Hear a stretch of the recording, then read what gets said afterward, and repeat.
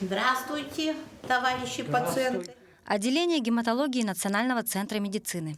Заведующая отделением Инна Мулина обходит своих пациентов. Палата номер 5. Пациентка Галина Носкова получила долгожданную новость. У нее ремиссия. И теперь, после длительной разлуки с родными, она может вернуться домой в Мирный.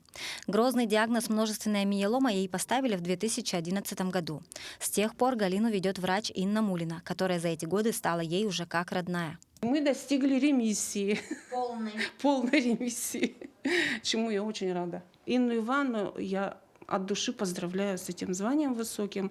Я очень рада за нее и считаю, что она это заслужила. Инна Ивановна работает врачом 38 лет. С 2008 года заведует отделением одного из ведущих медицинских учреждений республики. За каждого своего пациента врач радеет как за родного. Именно поэтому коллеги считают, что она заслуженно получила свою награду. Инна Ивановна, это уже человек, это уже очень большие буквы. Ага. Отношение к своим больным, это пациентам, очень доброжелательно. И всегда это уже с болью, это уже отзывается их проблемам. Это уже, она может решать это уже их домашние проблемы, параллельно своей лечебной деятельностью. И получается так, она для них и врач, и близкая подруга.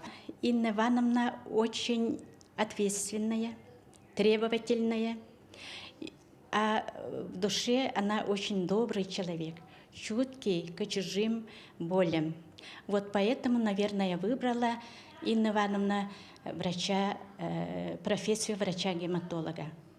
Однако сама врач скромно заявляет, что в получении награды не только ее заслуга. Работа в гематологии отличается от работы в других отделениях тем, что итог нашего труда, итог нашей работы, достижение ремиссии, увеличение продолжительности жизни – это коллективный труд.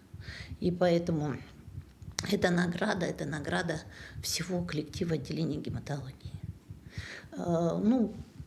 Я благодарна оценке такой высокой труда нашего коллектива.